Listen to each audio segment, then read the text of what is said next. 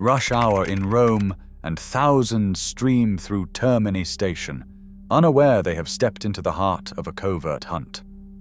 For Mossad, this was no ordinary stakeout. Months of intercepted calls, forged passports, and an elusive commander controlling terror networks all led here. If he vanished, future attacks could be inevitable. But how do you snare a ghost in a city that cannot afford a mistake? Karim Haddad operated far from the spotlight. Officially, he was a Lebanese businessman in his mid-40s, traveling between European capitals under the cover of import-export deals. In reality, intelligence files described a man who wove the infrastructure of violence across borders.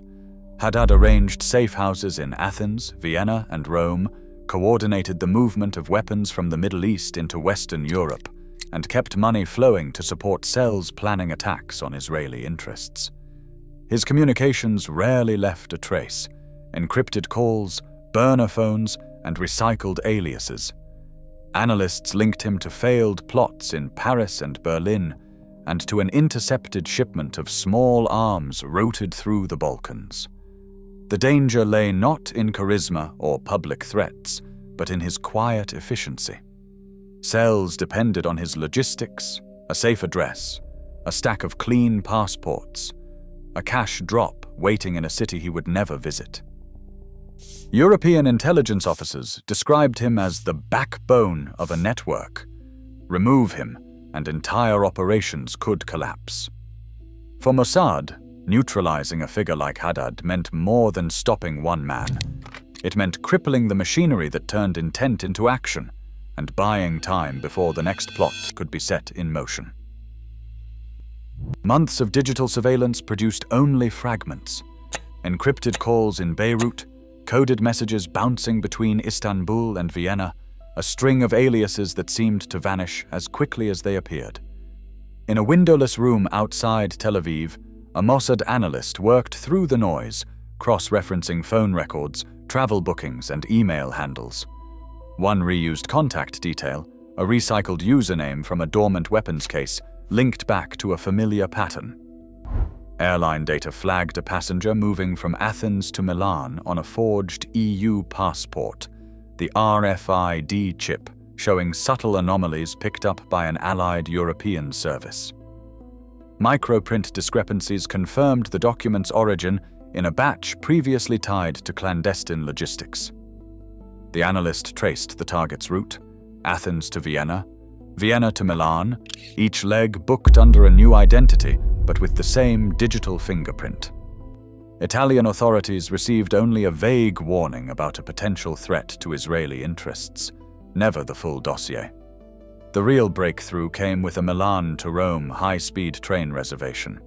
Karim Haddad, or rather the man behind that name, was now booked for a journey that could be tracked in real time.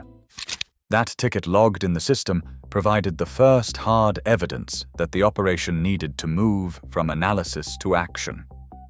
Mossad's field teams began their quiet entry into Italy, each step grounded in the analyst's methodical reconstruction of a single man's hidden path. Mossad's field teams entered Rome quietly, each operative traveling under a separate legend: tourists with guidebooks, a business consultant with a briefcase, a young couple dragging rolling suitcases. Their arrival scattered them across hotels and short-term rentals within walking distance of Termini. The operation's architecture relied on a strict division of roles. Spotters took positions in station cafes, blending with evening crowds while keeping clear sight lines to the main platforms. Pairs posing as students wandered the concourse, pausing at information boards or souvenir kiosks. Their movements were mapped to cover every likely approach. A lone photographer, camera slung over one shoulder, lingered near the taxi rank, snapping wide shots of the flow of arrivals and departures.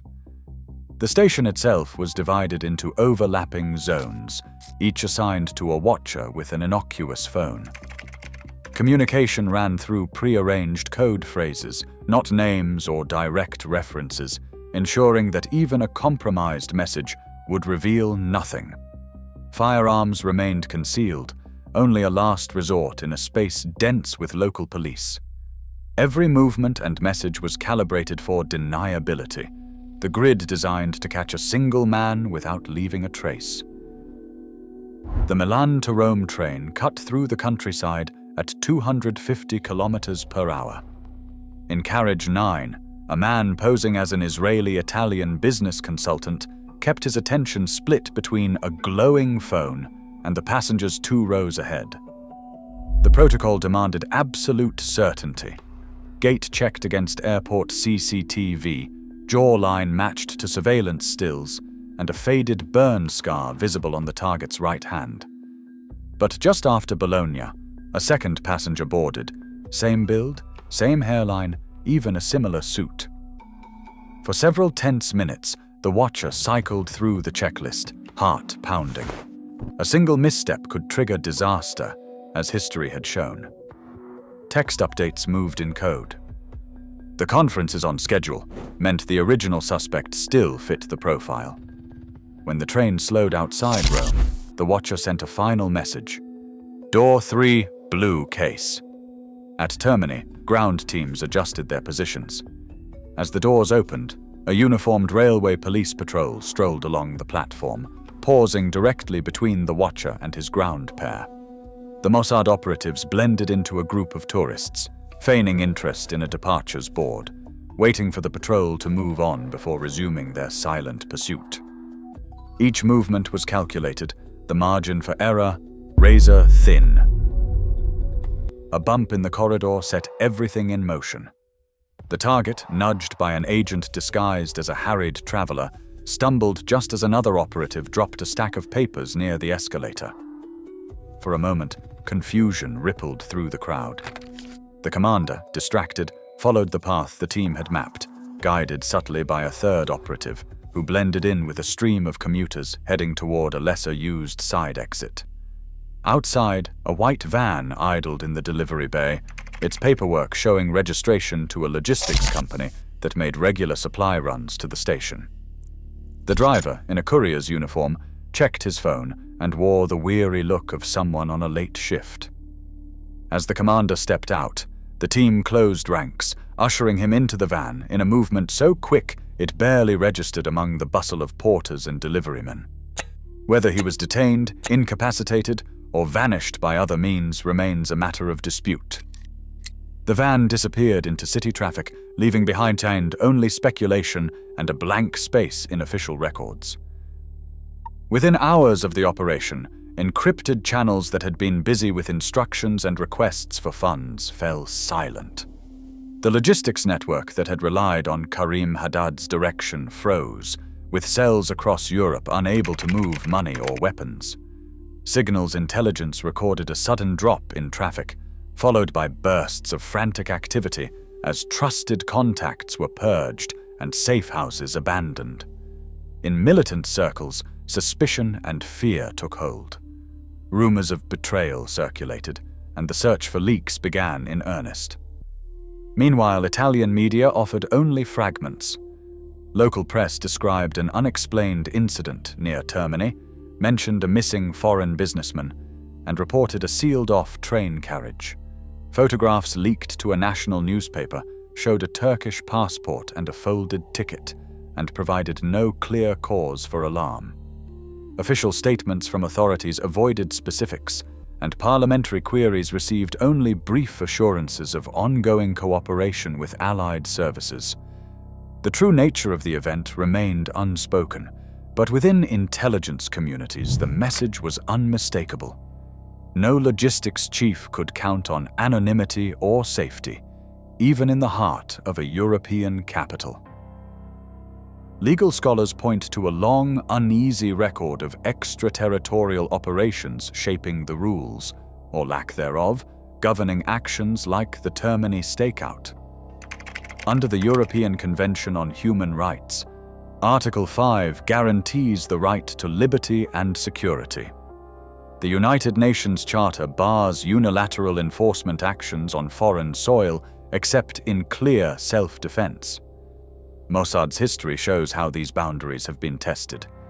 In 1960, Agents abducted Adolf Eichmann from Argentina, sparking a diplomatic protest at the United Nations and setting a template for deniable extractions.